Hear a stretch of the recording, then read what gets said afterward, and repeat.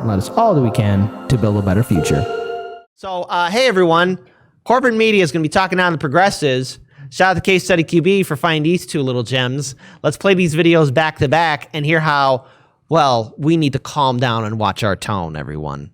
Congressman, it's great to see you on this day. So what do you say when progressives, and I know a lot of progressives feel this way, they say, you know what, the Republicans are not going to go along. They're not going to vote for a path to citizenship, for the undocumented, for example. They're not going to vote for sweeping climate change. Why is Joe Biden even going to try on these issues? What do you say to them?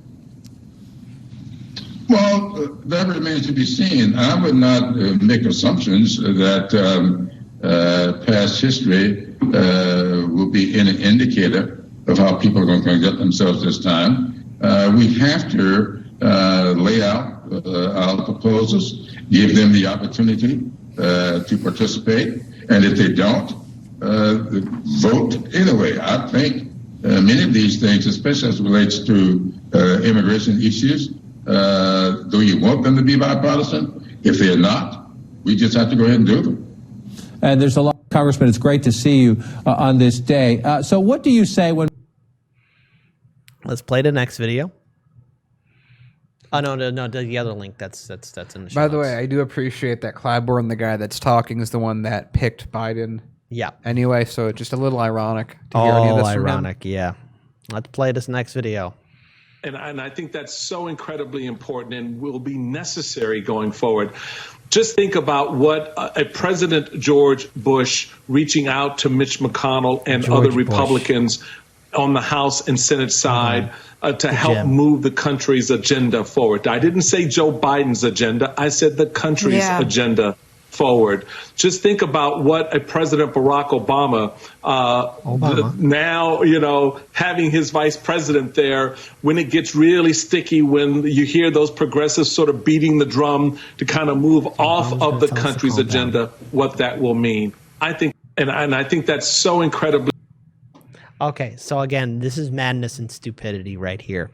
Again, everyone is forgetting the role that progressive voters did to help Biden out. Now, look, I did not vote for Joe Biden. I don't believe in neoliberal Democrats. I don't believe in neoconservative Republicans. I'm against a two-party system.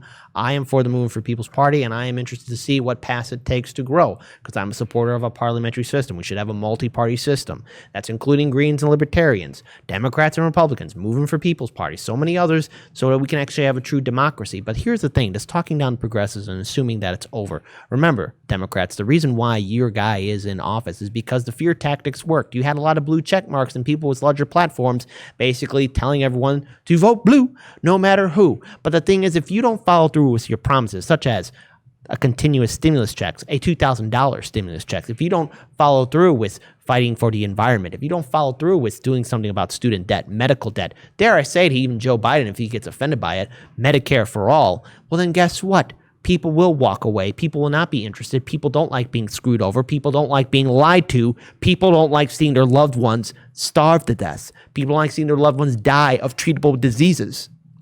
See, this is the problem that the Democrats haven't figured out, including corporate media, especially when they're talking down the progressives. People have invested a lot of hope into this, and a lot of people are about to be disappointed if the Democrats don't follow through. So good luck telling a desperate person to calm down. Good luck telling a desperate person that they need to get over their loved one passing away. Good luck telling a person to calm down when they've been kicked out of their home or apartment. At the end of January 31st, again, folks, and the evictions are happening right now, 30 to 40 million Americans are at risk of being out on the streets. I don't know about you, but this talking down to progressives ain't going to hunt. And then by 2022, if the Democrats are going to be saying, oh, we need your help, we need your help, people will not be answering. It's time to break away from the two-party system. And dare I say it, break the monopoly of corporate media. Daniel, what's the final word? Yeah, we really need to do everything we can. If you don't have someone that's in your area running in third party, well, first you should start, because it takes time to get a thing like that together. And also, I'm still a big fan of, although I've lost a lot of faith in the work from the inside method, I still think that it's better to replace long-term, entrenched, rooted corruption with, let's just say, newer corruption or newer, less rooted, less corruption.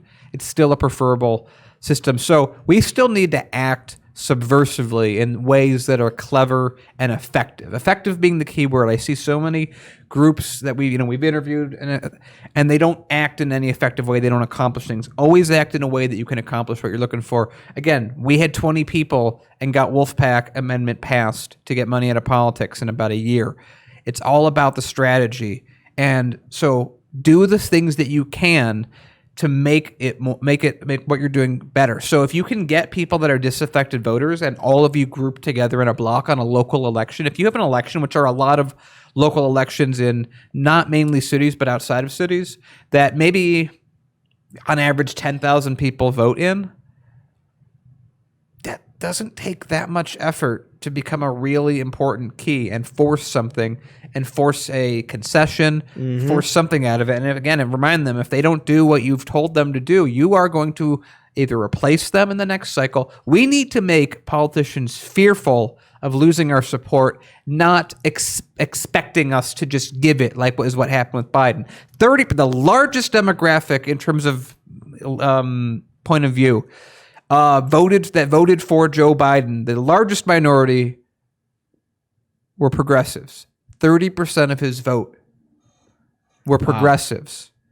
And that's what put him over the top.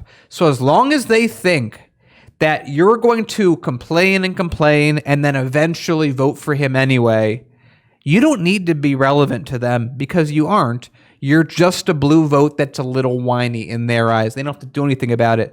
But if you refuse and say, no, you've hurt my trust over years. I don't trust you anymore. I don't trust you're going to do what you're going to do. I'm going to do a protest vote or I'm going to vote for someone else. And when enough people start doing that and stop listening to other people that say, oh, if you don't vote for the person I think is right, you're a bad person because that's democracy, they're never going to have to change.